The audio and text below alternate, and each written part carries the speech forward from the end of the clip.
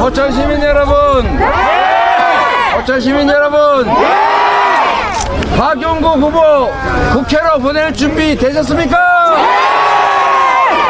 포천시 정말 발전시키지 않았습니까?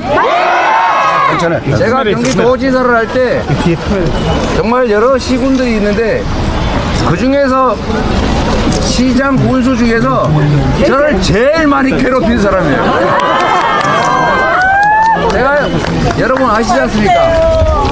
무슨 수원산 터널인가? 수원산 터널 전철 7호선. 수원산 터널 전철 7호선. 전철 아니 7호선. 제가 이 박용국 시장 때문에 할 수 없이 빨리빨리 사인해가지고 우리 신속하게 추진된 거 아시죠? 제가 참 여러 사람을 공직자를 만났는데 공직자 한 사람이 어떤 열정을 가지고 어떤 목표로 얼마나 열심히 하느냐에 따라서 세상이 완전히 천국이 되기도 하고 지옥이 되기도 한다 이런 말씀 드렸지 않습니까?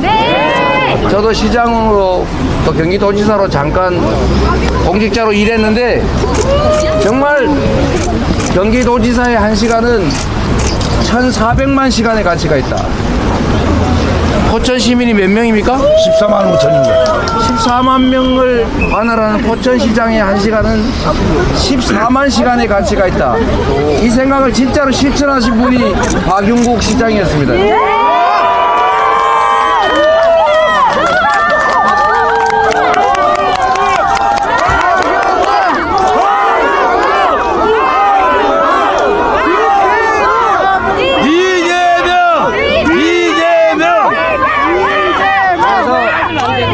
그래서 여러분 포천시가 우리 박용국 시장이 계신 동안 제가 경기도지사로 있는 동안 정말 10수년 동안 전혀 진척이 없던 많은 일들 큰 사업들을 잘 처리하고 있지 않습니까? 나라 살림도 다를 바가 없어요. 맞아요. 대통령이 어떤 생각을 갖고 있느냐 정말로 대통령이 한 시간은 5,230만 시간의 가치가 있다 이렇게 생각하고 정말 1분 1초를 쪼개가지고 국민들의 삶이 어떤지 살피고 나라의 미래가 어떤지를 살피고 정말로 국제사회에서 대한민국의 위치가 어떤지를 끊임없이 연구하고 내가 능력이 부족하면 유능한 사람을 밉든지 곱든지 데려다 쓰고 이렇게 하는 경우하고 아이고 뭐 세상은 잘 굴러가겠지 알아서 다 자유야 나 잘 모르겠어 뭐 아리배 그런 거 몰라도 돼 이런 태도로 국정을 하는 거하고는 나라의 살림이나 국민의 삶이 천지 차이가 발생합니다. 지난 2년도 안 되는 짧은 시간에 여러분 스스로 느끼지 않습니까? 동네 골목이 사실상 황폐화됐어요. 맞아요. 경제가 나빠졌다가 우리가 말만 하는 게 아니라 통계상으로도 심각한 상황이 됐습니다. 맞아요. 국제관계가 엉망이 돼가지고 우리가 점점 일본하고는 가까워졌는지 혹시 모르겠는데 다른 주변 국가들하고는 점점 멀어지고 있습니다. 점점 수출 환경이 나빠지고 있어요. 한반도에 평화 위기가 오니까 언제 전쟁 날지 모른다. 미국 조야에서 한반도 다음 전쟁 위기가 현실화되고 있다. 핵전쟁 날지 모른다. 이렇게 공개적인 경고를 하니 외국인들이 한국에 투자하겠어요? 아니요. 투자한 것도 지금 빼가지 않습니까? 맞아요. 평화가 위기가 오죠. 지정학적 리스크 커지죠.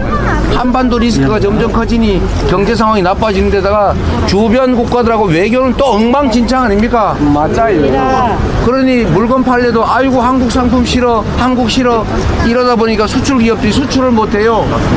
거기다가 재생에너지가 부족해가지고 우리나라 국내 산업 생산 기반들을 해외로 안 옮기면 장기적으로 수출이 안 됩니다. 재생에너지로 생산 안 하면 물건 안 산대잖아요. 그걸 아리백이라고 하지 않습니까? 그런데 아리백 대책이 있어요? 없어요. 재생에너지 생산 목표를 오히려 낮추고 있어요. 전 세계 선진국 중에서 재생에너지 생산량이 제일 작은 나라입니다. 다른 나라는 30%, 50% 이러는데 우리나라는 7%예요. 꼴등이야, 꼴등. 이런 나라에 외국인들이 들어와서 생산기지 만들겠어요? 있는 국내 기업 생산기지도 해외로 나가고 있습니다. 앞으로 5년, 10년 후에 우리나라는 화석연료, 원자력 생산밖에 없어서 그걸로 생산되는 제품은 팔 수가 없어요. 경제 환경 엉망이죠. 거기다가 관심이나 있습니까? 그런데 경제라고 하는 게 근본적으로 돈이 돌아야 되는 거예요. 네, 맞아요. 그 공동체 돈이 1조 원이 있으면 뭐합니까? 그냥 은행에 꽉 잠겨 있으면 불황이죠. 그런데 1,000억 밖에 없는데 그게 동네에 팽팽 돌아서 20바퀴를 돌면은 2조 원 되는 거 아닙니까? 그러면 경제가 좋아지는 거예요. 당연합니다. 이런 기본적인 상식을 몰라요. 그래서 무슨 짓을 하고 있냐? 안 그래도 양극화 때문에 재산 기회가 한쪽으로 너무 많이 몰려서 여기서 놀고 있고 쓰지도 못하고 대부분의 사람은 기회도 없고 먹고 죽을래도 돈이 없어요. 쓸 돈은커녕. 그러니까 경제 순환이 멈췄지 않습니까? 이럴 때 어떻게 해야 돼요?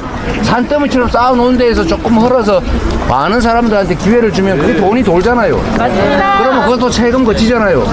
그럼 부자가 또 돈 더 벌 거 아닙니까? 이렇게 해야 경제가 살지요. 근데 지금 무슨 짓을 하고 있습니까? 서민들은 힘들어 죽겠는데 서민들 세금 근로소득세만 자꾸 올라가요. 그런데 재벌들 안 그래도 남아가 투자할 데 없어가지고 돈 쌓아놓고 있는 그런 초부자, 초자산가들 이런 데는 세금 깎아주고 있어요. 맞아요. 그러니까 또 어떤 일이 벌어져요? 세수 결손이 발생해가지고 수십조 원씩 국가 재정이 부족하대요. 그래가지고 뭔 짓을 합니까? 서민 지원 예산을 깎아가지고 우리 주머니를 텅텅 비게 하고 내가 어제 시각장애인을 만났는데 이분이 오시더라고요. 자기가 무슨 연금인가 장애인 연금 받았는데 탈락했대요. 예산이 부족하니까 자꾸 이런저런 핑계로 탈락시키는 겁니다. 서민 지원 예산 다 줄였죠. 청년 지원 예산 줄였죠. 여기 기장 꼼장어 옛날에 지역 카페 있을 때는 도움 좀 됐잖아요. 요새는 그런 것도 사라지고 있죠.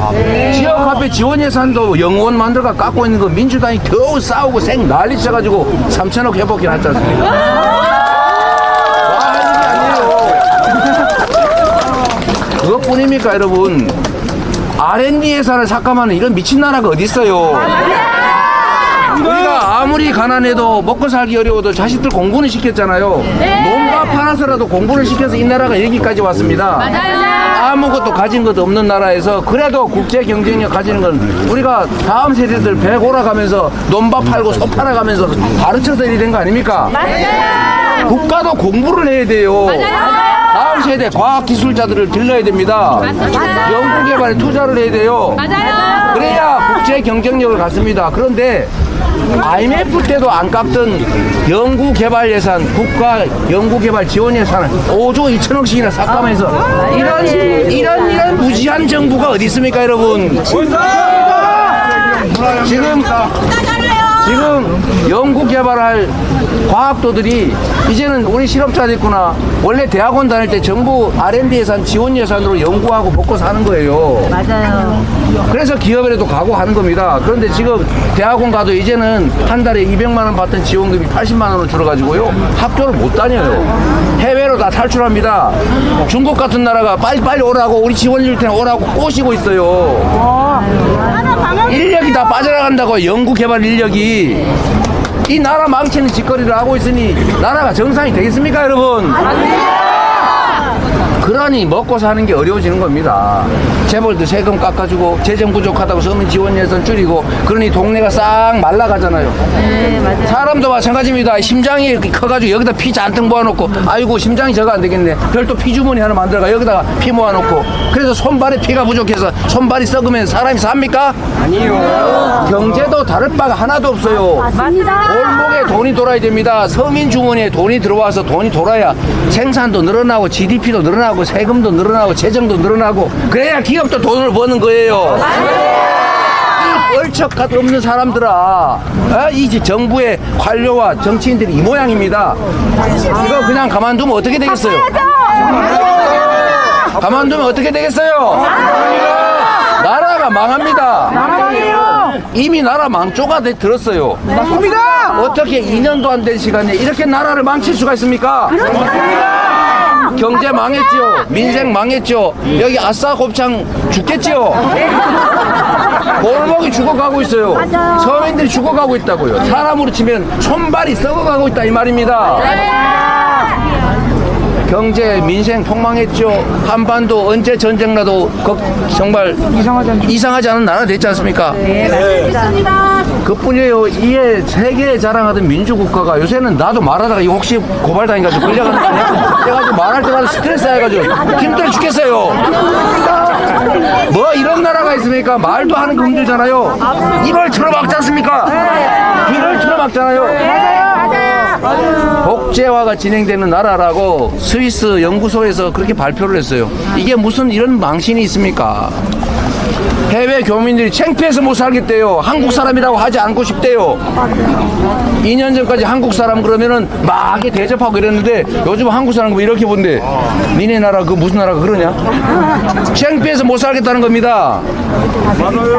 내년 이번 선거에 탄핵만이 살 길입니다. 이번 선거에 만약에 이래도 권력을 유지할 수 있구나, 이래도 우리 뽑아주는구나 라고 생각하면 앞으로 어떻게 하겠어요? 더 할 거죠? 국민들이 이거 이래 해도 된다고 생각하는구나 라고 생각하거나, 이렇게 개판을 쳐도 엉망진창으로 해도 그래도 찍어주는구나, 막 해도 되겠네, 계속 폭주하겠죠? 제동을 걸어야 되겠죠? 이제는 스톱시켜야 됩니다. 여러분, 이번 4월 10일에 이 역주행을 여기서라도 멈춰 세워야 합니다. 이렇게 하면 국민들한테 혼나는구나. 이렇게 하다 보면 국회의원도 떨어지는구나. 이렇게 하다 보면 대통령 자리에서도 혹시 유지를 못할지도 모르겠구나 라고 생각을 해야 정신을 차리지 않겠어요? 맞습니다. 그래서 4월 10일은 무슨 날? 무슨 날? 심판의 날! 확실하게 심판할 준비 되셨습니까? 우리가 이 나라 주인인 걸 확실하게 보여주자고요. 우리가 너네 이렇게 하면 결코 너희들에게 우리의 일을 맡기지 않아. 너희들은 대리인의 자격이 없어, 일꾼의 자격이 없어 라고 경고해야 합니다. 자신 있습니까? 네! 그리고 하나 더 말씀드릴게요. 여기는 접경지역이잖아요. 접경지역의 경제는 평화와 밀접한 관계가 있습니다, 여러분. 맞습니다. 남북 관계가 언제 포탄 날아올지 모르고 고사총으로 쏘고 해가지고 포탄 총알 날라와가지고 막 지붕에 떨어지고 이러면 이 동네 경제가 살겠어요? 하다못해 땅값도 떨어집니다. 여러분 생각해 보세요. 포천 시민 여러분, 그리고 연천 국민 여러분, 정말 땅값이라도 오르고 이 지역의 경제가 활성화될 시절이 언제입니까? 평화가 있던 시절이에요. 맞습니다. 남북 간에 교류가 되고 서로 무슨 전쟁이야 그런 거 다 잊어버린 그 시기에 땅값도 오르고 투자도 하고 지역 경제가 살지 않습니까? 그런데 평화가 아니라 전쟁 나도 이상할 게 없는 그 집단에게 다시 이 나라 운명을 맡길 겁니까? 이럴 때일수록 평화 세력에게 힘을 줘야 합니다. 전쟁이냐 평화냐에서 전쟁이 아니라 평화의 길로 가라고 여러분이 표로서 힘을 주셔야 하는 것입니다.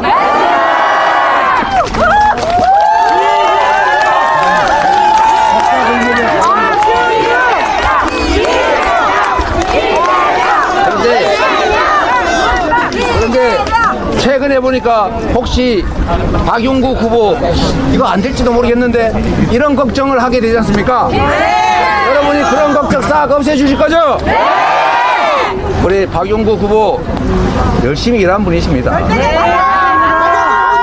그리고 색깔이 뭐 중요합니까? 출신이 뭐 중요합니까? 여러분을 위해서, 이 나라 주권자를 위해서 열심히 일할 충직한 일꾼, 유능한 일꾼이 필요할 뿐입니다. 지금 저쪽에 후보 내가 누군지 모르겠는데 정말로 열심히 이 지역을 위해서, 이 국가를 위해서, 이 한반도 평화를 위해서 일할 능력, 자질, 자세 가지고 있는지 모르겠어요. 그러나 알 수 없지만 박용국 후보는 명확하지 않습니까?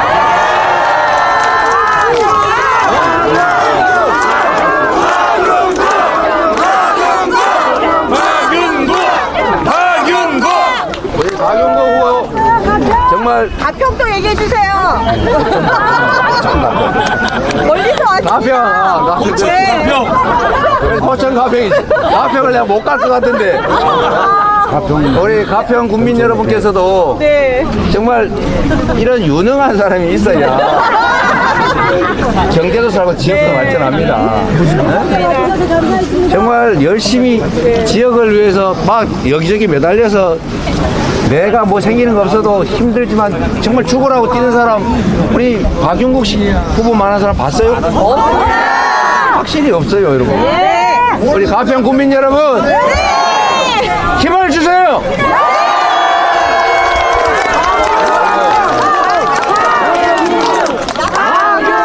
그리고 여러분, 그리고 우리 드디어 용해인 후보 나타났습니다.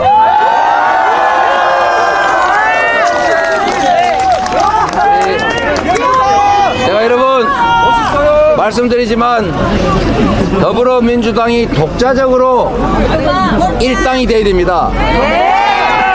야권이 전체적으로는 다수지만 저쪽이 혹이라도 일당을 하면 국회의장을 그쪽이 차지합니다. 오군이 아무리 많아도 아군 숫자로 결판나는 거예요. 국회의장을 그쪽이 차지하는 순간에 야권이 아무리 숫자가 많아도 국회는 올스톱입니다. 법사위를 그쪽이 차지하니까 무슨 일이 생기는지 봤죠? 아무것도 못해요. 국회에 있으나 많아요. 의장을 그쪽이 차지한다. 어떻게 되겠습니까? 두 번째로 민주당 중심으로 아군들이 과반수를 반드시 해야 합니다. 만약에 민주당 독자적으로 과반수를 못하는 일이 벌어지면 의사결정을 신속하게 할 수가 없어요. 맨날 정치적 협상한다고 시간 다 보내요. 강력하게 입법 추진, 국정 감시를 할 수가 없습니다. 확실한 단일 대우로 서로 확실하게 끌어안고 입법을 신속 강력하게, 국정 감시를 강력하게 하려면 민주당 중심으로 우군들이 과반수가 돼야 됩니다, 여러분.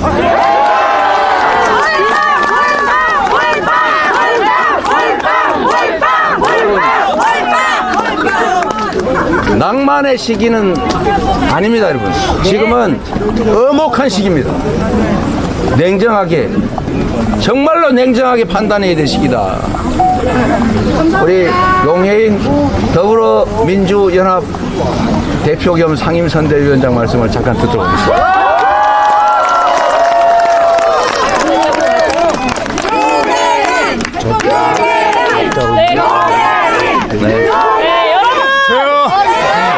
이재명 대표님이 이 정권 심판해야 하는 이유 말씀해 주셨는데 다들 너무 잘 들으셨죠? 이 정부 심판하려면 비례에서도 더불어민주연합이 일당을 해야 되지 않겠습니까, 여러분? 여러분 한번 상상해 보십시오. 비례